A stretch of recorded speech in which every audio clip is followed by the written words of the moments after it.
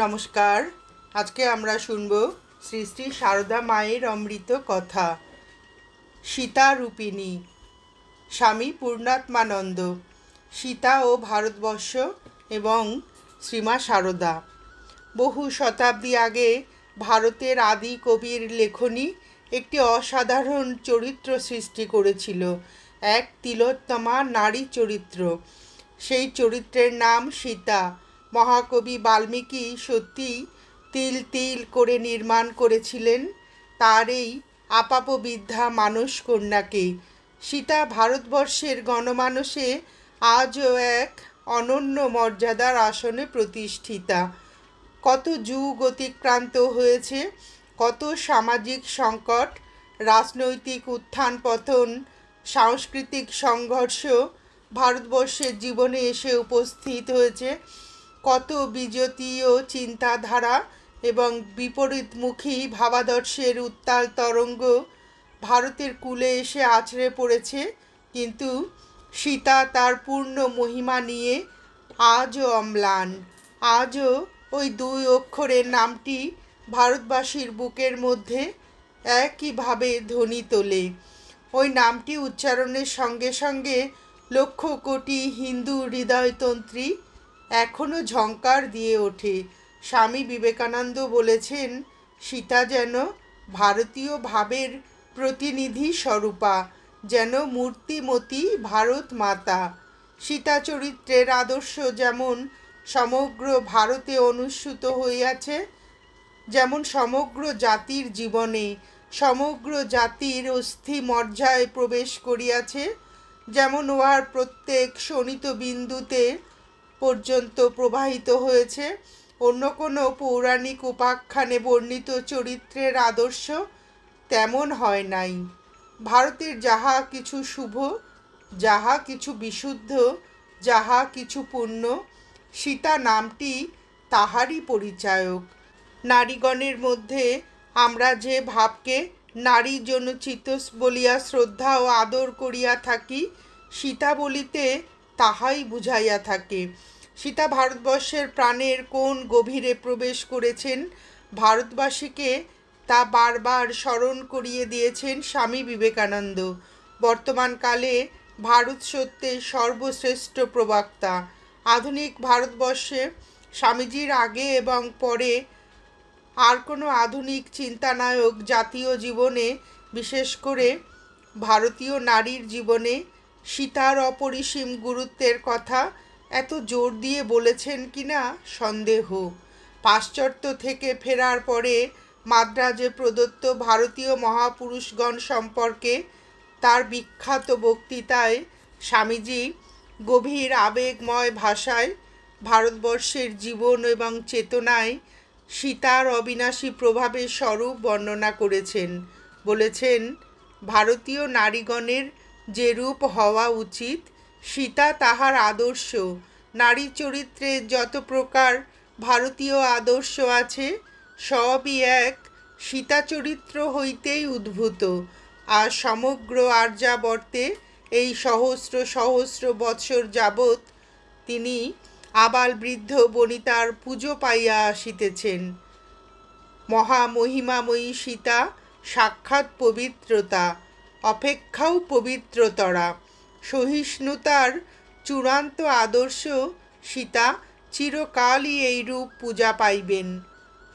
যিনি বিন্দুমাত্র বিরক্তি প্রদর্শন না করিয়া সেই মহা দুঃখের জীবন যাপন করিয়াছিলেন, সেই নিত্য সাধ্বী, নিত্য বিশুদ্ধ স্বভাবা আদর্শ পত্নী সীতা, সেই নরলোকের এমনকি দেবলোকের পর্যন্ত আদর্শ স্বরূপা মহীয়সী সীতা চিরদিনই আমাদের জাতীয় দেবতা রূপে বর্তমান থাকিবেন। আমাদের সব পুরাণ নষ্ট হইয়া যাইতে পারে, এমনকি আমাদের বেদ পর্যন্ত লোপ পাইতে পারে, আমাদের সংস্কৃত ভাষা পর্যন্ত চিরদিনের জন্য কালস্রোতে বিলুপ্ত হইতে পারে, কিন্তু অবহিত হইয়া শ্রবণ করো, যতদিন ভারতে অতি অমার্জিত গ্রাম্য ভাষাভাষী 5 জন হিন্দুও থাকিবে, ততদিন সীতার উপাখ্যান থাকিবে। সীতা আমাদের জাতির মজ্জায় মজ্জায় মিশিয়া গিয়াছেন। প্রত্যেক হিন্দু নরনারী শোনিতে সীতা বিরাজমানা। আমরা সকলেই সীতার সন্তান। ভগিনী নিবেদিতাও অপূর্ব দক্ষতায় ভারতবাসীর অন্তরে সীতার এই কালজয়ী প্রতিষ্ঠার স্বরূপ বিশ্লেষণ করেছেন। তিনি লিখেছেন, খ্রিস্টান জগতের নারীদের কাছে জননী মেরি যে স্থান অধিকার করে আছেন, হিন্দু নারীর কাছে সেই স্থান অধিকার করে আছেন অযোধ্যার রানী সীতা। বাস্তবিক সীতার যে জগৎ, তা জাগতিক রাজকীয় সমস্ত আকাঙ্ক্ষার ঊর্ধ্বে, কারণ তিনি নারীত্বের মূর্তিমতী আদর্শ। প্রেম ও বেদনার এবং অকলঙ্ক নারীত্বের মহিমা ও গৌরবের সাম্রাজ্যে লক্ষ লক্ষ মানুষের হৃদয়ে তার অবিসংবাদী প্রভাব। মানব জীবনে সর্বোচ্চ সুখের অভিজ্ঞতা তার ছিল, কিন্তু সুখের মোহ তার দৃষ্টিকে অন্ধ করতে পারেনি কখনো। জীবনে গভীরতম এবং তিক্ততম দুঃখের অভিজ্ঞতাও তার হয়েছিল, কিন্তু তার মধ্যেও তার জীবন ছিল শান্ত এবং অবিচলিত। প্রেমে মণ্ডিতা, দুঃখে অবগুণ্ঠিতা, নারীকুলে তুলনারহিতা, এই হলেন সীতা, অযোধ্যার রানী। একালের এক পাশ্চাত্য মহীয়সী দৃষ্টিতে ভারতবর্ষের চিরন্তনী নারী শ্রেষ্ঠা, যেন এক নিপুণ শিল্পচিত্রের তুলির কয়েকটি আঁচড়ে জীবন্ত হয়ে ওঠা একটি অপরূপ চিত্র। এই মনোহর প্রকাশ শৈলী অনুবাদে যদিও সামান্যই উপস্থাপিত, অবশ্যই নিবেদিতার নিজস্বতার সহজাত, কিন্তু ওই অনবদ্য দৃষ্টি তার মহান উত্তরাধিকার, তার স্রষ্টা, তার আচার্যদেব স্বামী বিবেকানন্দেরই দান। নিবেদিতা বলতেন, সীতা ভারতবর্ষের চিরকালের রানী। একদিন তিনি তার বালিকা বিদ্যালয়ের ছাত্রীদের প্রশ্ন করেছিলেন, আচ্ছা বলো তো তোমাদের রানী কে? ছাত্রীরা সমস্বরে চিৎকার করে উঠেছিল, ভিক্টোরিয়া, ভিক্টোরিয়া। মুহূর্তে নিবেদিতা শুভ্র মুখ লজ্জা এবং অসন্তোষে আরক্ত হয়ে উঠল। বিদেশিনী ভারতকন্যা তৎক্ষণাৎ তার ছাত্রীদের ভর্ৎসনা করে বললেন, সে কি, তোমাদের রানীর নাম তোমরা জানো না?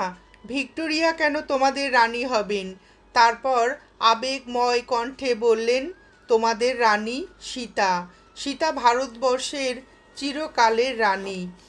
বাস্তবিকই সীতা যেন ভারতবর্ষের নারী শাশ্বত আকাঙ্ক্ষার মূর্ত বিগ্রহ, ভারতবর্ষের নারীর চিরন্তন আদর্শ। সীতা ভারতীয় নারীর চিরন্তন অভিপ্সা সীতা হওয়া। সীতা বাস্তবিক ছিলেন কিনা, সীতার উপাখ্যানের কোনো ঐতিহাসিক ভিত্তি আছে কিনা, সীতা নিছক বাল্মীকির কল্পনা কিনা, এই সব প্রশ্ন ভারতের অগণিত হিন্দু নরনারীর মস্তিষ্ককে কখনো পীড়িত করেনি, আজও করে না, ভবিষ্যতেও করবে না। তাদের কাছে সীতার চরিত্র শুধু বাস্তবই নয়, বাস্তবের চেয়েও অধিকতর বাস্তব। সীতা তাদের কাছে স্বয়ং বাস্তবতা। রবীন্দ্রনাথ লিখেছেন, একথা সহস্র বৎসর ধরিয়া প্রমাণ হইয়া গিয়াছে যে রামায়ণ কথা ভারতবর্ষের কাছে কোনো অংশে অতিমাত্র হয় নাই। এই রামায়ণ কথা হইতেই ভারতবর্ষের আবাল বৃদ্ধ বনিতা আপামর সাধারণ কেবল যে শিক্ষা পাইয়াছে তাহা নহে, আনন্দ পাইয়াছে। কেবল যে ইহাকে শিরোধার্য করিয়াছে তাহা নহে, ইহাকে হৃদয়ের মধ্যে রাখিয়াছে। ইহা যে কেবল তাহাদের ধর্মশাস্ত্র তাহা নহে, ইহা তাহাদের কাব্য। রামায়ণে ভারতবর্ষ যাহা চায় তাহা পাইয়াছে। ইহার সরল অনুষ্টুপ ছন্দে ভারতবর্ষের সহস্র বৎসরের হৃৎপিণ্ড স্পন্দিত হইয়া আসিয়াছে। বাল্মীকি, কম্বন, কৃত্তিবাস, ভবভূতি, তুলসীদাস প্রভৃতি অসংখ্য ভারতীয় কবির রচনায় এবং বিভিন্ন পুরাণ গ্রন্থে সীতার যে চিত্র অঙ্কিত হয়েছে এবং ভারতবর্ষের নরনারী যুগ যুগ ধরে সীতার যে রূপকল্প অন্তরে লালন করে এসেছে, তা হল সীতা তিতিক্ষার সাক্ষাৎ প্রতিমূর্তি। সর্বং সহা ধরিত্রীর মতো সহিষ্ণু, আত্মত্যাগ ও নম্রতার সাকার বিগ্রহ, পবিত্রতার মূর্ত প্রতীক, পতিপ্রাণতার দেহধারী পরাকাষ্ঠা। সীতা যেন ভারতবাসীর কাছে সনাতন ভারতবর্ষের প্রতীক স্বরূপা পুণ্যতোয়া জাহ্নবী। সেই কল্যাণ স্রোতস্বতীর অমৃত ধারায় অবগাহন করে ভারতবর্ষের নারী জীবনের জটিল যাত্রাপথকে অতিক্রম করার প্রেরণা পেয়েছে। অজস্র কুটিল আবর্তের মধ্যে নিজেকে হারিয়ে না ফেলে জীবনের পরিপূর্ণতায় উত্তরণ করতে সঞ্জীবিত হয়েছে। তাই ভারতবর্ষের নারীর দৃষ্টিতে পরিপূর্ণতার আর এক নাম সীতা। রবীন্দ্রনাথ লিখেছেন, পরিপূর্ণতার প্রতি ভারতবর্ষের একটি প্রাণের আকাঙ্ক্ষা আছে। ইহাকে সে বাস্তব সত্যের অতীত বলিয়া অবজ্ঞা করে নাই, অবিশ্বাস করে নাই। ইহাকেই সে যথার্থ সত্য বলিয়া স্বীকার করিয়াছে এবং ইহাতেই সে আনন্দ পাইয়াছে। সেই পরিপূর্ণতার আকাঙ্ক্ষায় উদ্বোধিত এবং তৃপ্ত করিয়া রামায়ণের কবি ভারতবর্ষের ভক্ত হৃদয়কে চিরদিনের জন্য কিনিয়া রাখিয়াছেন। একদিকে রাম, অপরদিকে সীতা, ভারতীয় পুরুষ ও নারীর শাশ্বত আকাঙ্ক্ষার বাঞ্ছিত রূপ। তাদের উপাখ্যান যেন ভারতবর্ষের যাহা সাধনা, যাহা আরাধনা, যাহা সংকল্প, তাহারই ইতিহাস। রবীন্দ্রনাথ তাই বলেছেন, বাল্মীকির রামচরিত কথাকে পাঠকগণ কেবলমাত্র কবির কাব্য বলিয়া দেখিবেন না, তাহাকে ভারতবর্ষের রামায়ণ বলিয়া জানিবেন। তাহা হইলে রামায়ণের দ্বারা ভারতবর্ষকে ও ভারতবর্ষের দ্বারা রামায়ণকে যথার্থভাবে বুঝিতে পারিবেন। ইহা স্মরণ রাখিবেন যে কোনো ঐতিহাসিক গৌরব কাহিনী নহে, পরন্তু পরিপূর্ণ মানবের আদর্শ চরিত ভারতবর্ষ শুনিতে চাহিয়াছিল এবং আজ পর্যন্ত তাহা অশ্রান্ত আনন্দের সহিত শুনিয়া আসিতেছে। একথা বলে নাই যে বড় বাড়াবাড়ি হইতেছে, একথা বলে নাই যে এ কেবল কাব্য কথা মাত্র। ভারতবাসীর ঘরের লোক এত সত্য নহে, রাম লক্ষ্মণ সীতা তাহার পক্ষে যত সত্য। ভারতবর্ষের রামায়ণ আর চিরন্তন যেন সমার্থক। মহাকালের নির্মম ভ্রুকুটিকে উপেক্ষা করে রামায়ণ রবীন্দ্রনাথের ভাষায় চিরকালের সিংহাসনে বিরাজমান। বাল্মীকিকে ব্রহ্মা বলেছিলেন, যতকাল পৃথিবীতে গিরি নদী সকল অবস্থান করবে ততকাল রামায়ণ কথা লোক সমাজে প্রচারিত থাকবে। প্রজাপতির আশীর্বাদ যে অমোঘ তা অক্ষরে অক্ষরে প্রমাণিত হয়েছে। কিন্তু এই রামায়ণের এই মহিমা তো প্রকারান্তরে সীতারই মহিমা। কারণ ভারতবর্ষের রামায়ণে শাশ্বত আবেদনের প্রধান হেতু সীতা।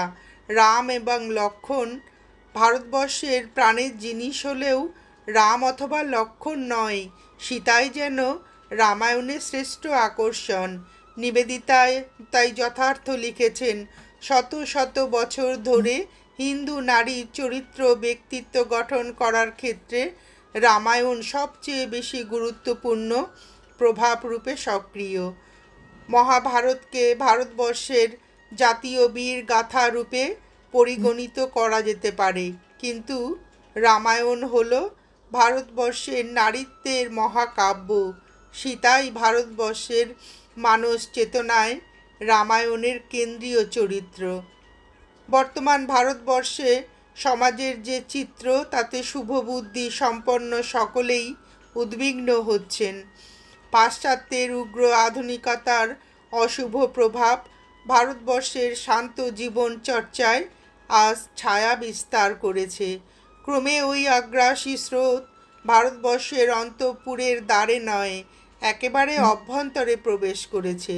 এর সূচনা হয়েছিল ঊনবিংশ শতাব্দীর শেষ পাদ থেকেই। ক্রান্তদর্শী স্বামীজির দৃষ্টিতে তা এড়ায়নি। ভারতবর্ষকে সেই সম্পর্কে সচেতন করে দিয়ে স্বামীজি উচ্চারণ করেছিলেন, তার স্বদেশ মন্ত্র। হে ভারত, ভুলিও না তোমার নারী জাতির আদর্শ সীতা, সাবিত্রী, দময়ন্তী। ভারতীয় নারীর আদর্শ রূপে স্বামীজি সীতার সঙ্গে এখানে সাবিত্রী ও দময়ন্তীর নাম সংযোজন করেছেন, কারণ তারা সীতারই ছায়া অথবা প্রতিরূপ। আধুনিকতার মোহে ওই আদর্শকে প্রত্নযুগীয় বলে চিহ্নিত করলে ভারতবর্ষের এতকালের ইতিহাসের শিক্ষাকে উপেক্ষা করা হবে। ওই আদর্শকে বর্জন করার আগে ভারতীয় নারীদের রবীন্দ্রনাথের ভাষায় স্তব্ধ হইয়া শ্রদ্ধার সহিত বিচার করিতে হইবে। সমস্ত ভারতবর্ষ অনেক সহস্র বৎসর সীতাকে কিরূপভাবে গ্রহণ করিয়াছে। ভারতবাসীর জীবনে সীতা অপরিহার্য। সীতার আদর্শকে বাদ দিয়ে ভারতের নারী প্রগতির যে কোনো পরিকল্পনা বা প্রয়াস চূড়ান্ত অবিমৃষ্যকারিতা।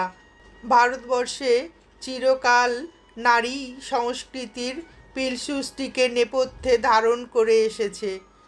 সেই ভারতবর্ষের নারী যদি তার চিরায়ত আদর্শের দিক দিয়ে বর্ণসংকর হয়ে যায়, তাহলে তা হবে সমগ্র নারী জাতির চরম অবক্ষয়। সীতার আদর্শ ভারতীয় নারীর চিরায়ত আদর্শ। তাকে অস্বীকার করার অর্থ ভারতীয় সংস্কৃতির অবলুপ্তিকে ত্বরান্বিত করা। ভারত ইতিহাসের বিদগ্ধ ছাত্র স্বামী বিবেকানন্দ ভারতবাসীকে ওই হঠকরিতার অনিবার্য ফলশ্রুতি সম্পর্কে তাই সতর্ক করে দিয়ে বলেছেন, আমাদের নারীগণকে আধুনিকভাবে গড়িয়া তুলিবার যে সকল চেষ্টা হইতেছে, সেগুলোর মধ্যে যদি সীতা চরিত্রের আদর্শ হইতে ভ্রষ্ট করিবার চেষ্টা থাকে, তবে সেগুলি বিফল হইবে। আর প্রত্যহই আমরা ইহা দৃষ্টান্ত দেখিতেছি। ভারতীয় নারীগণকে সীতার পদাঙ্ক অনুসরণ করিয়া নিজেদের উন্নতি বিধানের চেষ্টা করিতে হইবে। ইহাই ভারতীয় নারীর উন্নতির একমাত্র পথ। ধনীর প্রাসাদ থেকে কৃষকের কুঠির পর্যন্ত ভারতবর্ষের সর্বত্র প্রত্যেক গৃহেই গৃহিণী যেমন গৃহের কেন্দ্র, গৃহের প্রাণ, সীতাও তেমনি এই বিশাল আয়তন ভারত ভবনের কেন্দ্র, তার প্রাণ, তার ভিত্তি, তার শক্তি। স্বামী বিবেকানন্দ বিশ্বাস করতেন, পাশ্চাত্য প্রভাবিত আধুনিক ভারতবর্ষে ওই প্রাণ শক্তির পুনর্জাগরণের জন্যই সারদা দেবী নবকলেবরে যুগাবতারের সহযাত্রিনী হয়েছিলেন। ঠাকুর শ্রীরামকৃষ্ণদেব নিজের পরিচিতি প্রসঙ্গে উচ্চারণ করেছিলেন সেই বহুশ্রুত বাক্যটি, যে রাম, যে কৃষ্ণ, সেই ইদানিং রাম কৃষ্ণ। একবার নয়, বহুবার। আবার সারদা দেবীর স্বরূপ বর্ণনা করে তিনি বলেছিলেন, ও কি যে সে, ও আমার শক্তি। একবার জনৈক ভক্ত সারদা দেবীকে প্রশ্ন করেছিলেন, মা, সব অবতারেই কি আপনি এসেছেন? স্নিগ্ধ সহজ কণ্ঠে তিনি উত্তর দিয়েছিলেন, হ্যাঁ বাবা, এই কয়টি সুস্পষ্ট ঘোষণার যোগফল। অগ্নির সঙ্গে তার দাহিকা শক্তির মতো যিনি রামচন্দ্র অবতারে সীতা রূপে এবং কৃষ্ণ অবতারে রাধা রূপে অবতীর্ণা হয়েছিলেন, সেই তিনিই বর্তমান যুগাবতারের লীলা সঙ্গিনী রূপে শরীর পরিগ্রহ করেছিলেন। অর্থাৎ যে সীতা, যে রাধা, সেই এবারে শ্রীমা সারদা। নমস্কার, আজ এ পর্যন্তই। সীতা রূপিণী শ্রী শ্রী মা সারদার এই মধুর অমৃত কথা শুনে আপনাদের ভিডিওটি কেমন লাগলো জানাবেন। শ্রী শ্রী ঠাকুর, শ্রীমা ও স্বামীজির অফুরন্ত আশীর্বাদ ও ভালোবাসা আমাদের সকলের মাথার উপর অঝোর ধারায় বর্ষিত হোক, এই প্রার্থনা করে ভিডিওটি শেষ করছি।